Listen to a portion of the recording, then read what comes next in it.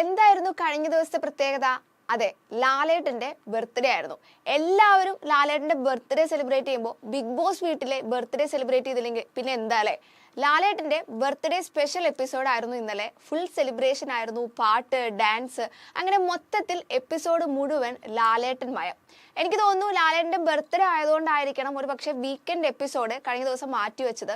Birthday ദിവസം തന്നെ ലാലേട്ടൻ ഉണ്ടായിരിക്കണം എന്നതുകൊണ്ടൊക്കെ ആയിരിക്കണം ഫാമിലി വീക്ക് കുറച്ച് നേരത്തെ ആക്കി ഡേ അഡ്ജസ്റ്റ് ചെയ്തിട്ടുണ്ടാവുക. ഇതാകുമ്പോൾ ഫാമിലി വീക്ക് അവസാനിക്കുകയും ചെയ്തു, കറക്റ്റ് ടൈമിൽ ബർത്ത്ഡേ എപ്പിസോഡ് വരികയും ചെയ്തു.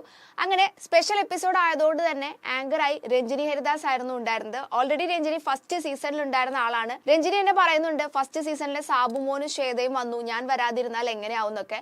എനിക്ക് തോന്നുന്നു സീസൺ 6 വൈൽഡ് കാർഡ് വന്നതിന് ശേഷം, അതായത് സാബുമോനും ശ്വേതാമേനോനും വന്നതിന് ശേഷം മെജോറിറ്റി ആൾക്കാരും, അതായത് ഈ ബിഗ് ബോസ് കാണുന്ന ഭൂരിഭാഗം ആൾക്കാർ ആവശ്യപ്പെട്ടിരുന്ന ഒന്നാണ് രഞ്ജിനി ഹരിദാസിനെ കൊണ്ടുവരണം. അതായത് വൈൽഡ് കാർഡായിട്ട് രഞ്ജിനി ഹരിദാസിനെ തിരിച്ച് വീട്ടിലേക്ക് കൊണ്ടുവരണമെന്ന്. സീസൺ 1 സ്ട്രോങ്ങസ്റ്റ് കണ്ടസ്റ്റന്റ് ആയിരുന്നു രഞ്ജിനി. രഞ്ജിനി വന്നാൽ തകർക്കും എന്നൊക്കെയാണ് ഭൂരിഭാഗവും പറഞ്ഞിരുന്നത്.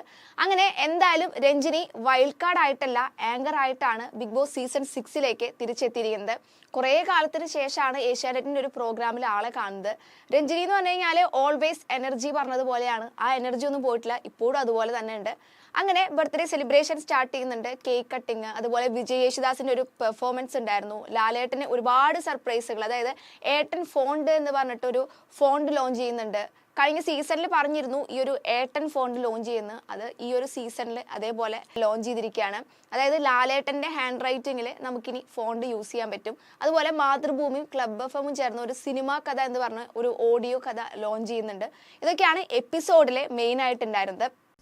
ഇനി ബിഗ് ബോസ് വീട്ടിലേക്ക് വരുമ്പോൾ വളരെ കുറച്ച് സംഭവങ്ങൾ മാത്രമാണ് എപ്പിസോഡിൽ ഉണ്ടായിരുന്നത്. ഭൂരിഭാഗവും ഈ ഒരു ലാലേട്ടന്റെ സെലിബ്രേഷൻ സംഭവങ്ങൾ മാത്രമാണ്, കുറച്ച് കാര്യങ്ങൾ മാത്രമാണ് ബിഗ് ബോസ് വീടിന്റെ ഉള്ളിലെ മാത്രമായിട്ട് കാണിച്ചിരുന്നത്. നമുക്കറിയാം കഴിഞ്ഞ ഒരാഴ്ചയായിട്ട് ഫുള്ള് പ്രാക്ടീസ് ആയിരുന്നു. അതായത് ഈ ഒരു ബർത്ത്ഡേ എപ്പിസോഡിന് വേണ്ടിയിട്ട് മത്സരാർത്ഥികൾ ഫുള്ള് പ്രാക്ടീസ് ആയിരുന്നു. ആദ്യം തന്നെ എല്ലാവരും മോഹൻലാലിന് ഒരു വിഷ് കൊടുക്കുന്നുണ്ട്. എല്ലാവരും ലാലേട്ടന്റെ ടീഷർട്ടൊക്കെ ഇട്ടിട്ടായിരുന്നു. അതുപോലെ എല്ലാവരുടെയും ഡാൻസ് പെർഫോമൻസ് ഉണ്ടായിരുന്നു.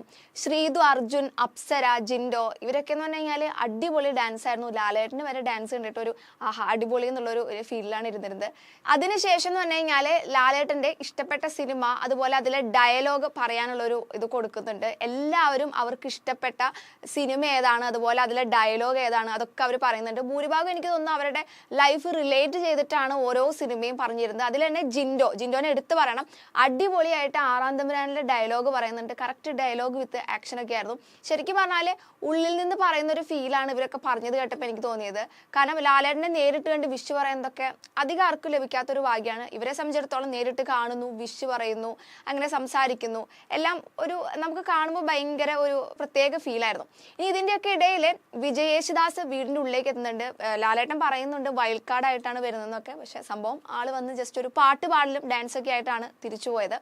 അങ്ങനെ മൊത്തത്തിൽ ലാലേട്ടൻ ബർത്ത്ഡേ മാത്രമാണ് എപ്പിസോഡിൽ ഉണ്ടായിരുന്നത്. പ്രത്യേകിച്ച് വേറെ ഒരു സബ്ജക്റ്റ് ഒന്നും അവിടെ ഒരു ചർച്ച ചെയ്തിട്ടില്ല. ഫുൾ സെലിബ്രേഷൻ ആയിരുന്നു. നാളെയാണ് ഇനി എവിക്ഷൻ നടക്കാൻ പോകുന്നത്. ലാലേട്ടൻ ഓൾറെഡി പറഞ്ഞിട്ടുണ്ട് നാളെ ഗെയിമുകളെ പറ്റി, അതുപോലെ ഫാമിലി വീക്കിനെ കുറിച്ചൊക്കെ സംസാരിക്കുന്നത്. മെയിനായി പറയുകയാണെങ്കിൽ ഓരോ ഫാമിലിയും വന്നതിന് ശേഷം ഈ മത്സരാർത്ഥികളിൽ ഉണ്ടായ മാറ്റം ഉറപ്പായിട്ടും ചർച്ച ചെയ്യും. കാരണം ജാസ്മിൻ്റെ ഫാമിലി വന്നതിന് ശേഷം ഉണ്ടായ സംഭവങ്ങൾ, അതായത് ഗബ്രിയുടെ മാല, ഫോട്ടോ ഇതൊക്കെ തിരിച്ചു കൊണ്ടുപോയത്, അതുപോലെ സായിയുടെ അച്ഛനുമായുള്ള പ്രശ്നങ്ങൾ സോൾവ് ആയത്, നോറയുടെ ഫാമിലി വന്നത്, ഇതിനെക്കുറിച്ചൊക്കെ ഉറപ്പായും ലാലേട്ടൻ സംസാരിക്കും എന്നുള്ള കാര്യം ഉറപ്പാണ്. ഇനി ടാസ്കിൻ്റെ കാര്യത്തിലാണെങ്കിൽ റാങ്കിങ് ടാസ്ക് ഒരു ചർച്ചാ വിഷയമാണെന്ന് ഉറപ്പാണ്. അതായത് 1 തൊട്ട് 13 വരെയുള്ള സ്ഥാനത്തെത്തിയ ഓരോരുത്തരും ഈ ഓരോ പൊസിഷനെ അർഹരാണോ, അതുപോലെ പൊസിഷൻ സെലക്ട് ചെയ്ത് മത്സരാർത്ഥികൾ പറഞ്ഞ കാര്യങ്ങൾ എത്രത്തോളം ആക്സെപ്റ്റബിൾ ആണ്, ഇതൊക്കെ ചർച്ചയാവും. മറ്റൊന്ന് ക്യാപ്റ്റൻസി ആണ്. അതായത് ക്യാപ്റ്റൻ ആയിട്ടുള്ള നന്ദന എങ്ങനെ ഉണ്ടായിരുന്നു. സംഭവം ആൾ വലിയ ഡയലോഗുകളൊക്കെ പറഞ്ഞുവെങ്കിലും അത് നടപ്പിലാക്കാൻ പറ്റിയ ഒരു സിറ്റുവേഷൻ ആയിരുന്നില്ല കഴിഞ്ഞ ആഴ്ച എന്ന് പറയുന്നത്. അതായത് ഫാമിലി വീക്ക് ആയതുകൊണ്ട് തന്നെ പറയത്തക്ക വഴക്കോ ബഹളങ്ങളോ ഒന്നും ഉണ്ടായിരുന്നില്ല. ഒരു സ്മൂത്ത് ആയിട്ടുള്ള ഒരു അറ്റ്മോസ്ഫിയർ ആയിരുന്നു. അതുകൊണ്ട് തന്നെ നന്ദനയെ സംബന്ധിച്ചിടത്തോളം പ്രത്യേകിച്ചൊരു എഫേർട്ട് എടുക്കേണ്ട ഒരു ആവശ്യം ഉണ്ടായിരുന്നില്ല. ഒരു സ്മൂത്തായ ഒരു ക്യാപ്റ്റൻസി ആയിരുന്നു.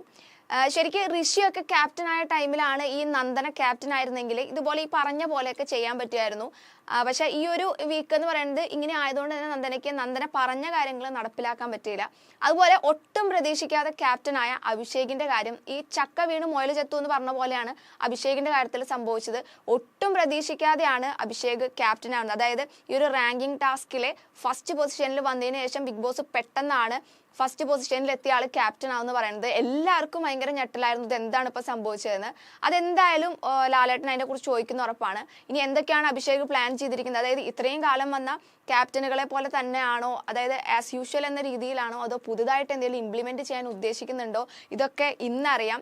ഓൾറെഡി അഭിഷേക് ചാർജ് എടുത്തിട്ടുണ്ട്. പക്ഷേ നമുക്കൊരു വീക്കെൻഡ് എപ്പിസോഡ് കഴിഞ്ഞതിന് ശേഷമാണ് ഇതിനെക്കുറിച്ചൊക്കെ പറയാറുള്ളത്. എനിക്ക് തോന്നുന്നു ഇന്നത്തെ എപ്പിസോഡ് കഴിഞ്ഞതിന് ശേഷമായിരിക്കണം അഭിഷേക് പുതിയ ടീം, അതായത് ബാത്റൂം ടീം, വെസൽ ടീം, അങ്ങനത്തെ കാര്യങ്ങളൊക്കെ കൊണ്ടുവരുന്നുണ്ടായിരിക്കുക. അതുപോലെ എവിക്ഷൻ ആണ് ഏറ്റവും ഇമ്പോർട്ടൻ്റ്. ഈ ഒരു എവിക്ഷന് വേണ്ടിയാണ് മെജോറിറ്റി ആൾക്കാരും വെയിറ്റ് ചെയ്തിരിക്കുന്നത്. ഇത്തവണ എന്ന് പറയുന്നത് അഭിഷേക്, ജാസ്മിൻ, ജിൻഡോ, അർജുൻ, അൻസിബ, ഋഷി, അപ്സര, ശ്രീതു, രസ്മിൻ, ഇത്രയും ആൾക്കാരാണ് എലിമിനേഷനിലുള്ളത്. നോറയും അതുപോലെ സായി, നന്ദന, ഇവരൊഴികെ ബാക്കി എല്ലാവരും എലിമിനേഷനിലുണ്ട്. അതായത് 13 പേരിലെ 10 ആൾക്കാരും എലിമിനേഷനിലുണ്ട്. ഇതിൽ ആര് വേണമെങ്കിലും പുറത്താകും. കഴിഞ്ഞ വീക്കിൽ നമുക്കറിയാം ഒട്ടും പ്രതീക്ഷിക്കാതെയാണ് ഗബ്രി പുറത്തു പോയത്. അതായത് വളരെ ആക്റ്റീവായിട്ടുള്ള ആളായിരുന്നു ഗബ്രി. പുറത്തു പോകുന്നു ഒരാളും പ്രതീക്ഷിച്ചിരുന്നില്ല. പക്ഷെ പെട്ടെന്നാണ് ഗബ്രി പുറത്തായത്. അതുപോലെ ശരണി, ശ്രീരേഖയും പുറത്താവുന്നുണ്ട്. 3 ആൾക്കാരാണ് കഴിഞ്ഞ ആഴ്ച എവിക്റ്റ് ആയത്. അതുപോലെ ഇത്തവണ എത്ര പേര് പുറത്തു പോകുന്നു അറിയില്ല. 1, 2, 3, 4 പേര് വരെ പുറത്തു പോകാൻ ചാൻസ് ഉണ്ട്. കാരണം വളരെ കുറച്ച് ദിവസം മാത്രമാണ് ഇനിയുള്ളത്. വേഗം ഓരോരുത്തരായി പുറത്തു പോയാലാണ് ടോപ്പ് 5 നിർണ്ണയിക്കാൻ പറ്റുള്ളൂ. നിലവിലെ ടോപ്പ് 5 എന്താണ്, ആരായിരിക്കും എന്നൊന്നും പറയാൻ പറ്റാത്തൊരു സിറ്റുവേഷൻ ആണുള്ളത്. അപ്പോൾ പറഞ്ഞു വരികയാണെങ്കിൽ എപ്പിസോഡ് ഇങ്ങനെയൊക്കെയാണ് കഴിഞ്ഞത്. ലാലേട്ടൻ ബർത്ത്ഡേ ആയിരുന്നു മൊത്തത്തിൽ എപ്പിസോഡിൽ ഉണ്ടായിരുന്നത്. ലാലേട്ടൻ എന്തായാലും ഒരു അടിപൊളി ബർത്ത്ഡേ സർപ്രൈസ് ആണ് ബിഗ് ബോസ് ടീം നൽകിയത്. എന്തായാലും ഇന്നാണ് ഏറ്റവും വെയിറ്റിംഗ് ആയിട്ടുള്ള എപ്പിസോഡ് വരാൻ പോകുന്നത്. ആരൊക്കെ പുറത്തു പോകുക എന്നൊക്കെ അറിയാൻ കുറച്ച് മണിക്കൂറുകൾ മാത്രം മതി. ഞാനും നിങ്ങളെപ്പോലെ ഈ ഒരു എപ്പിസോഡിനായിട്ട് വെയിറ്റിംഗിലാണ്.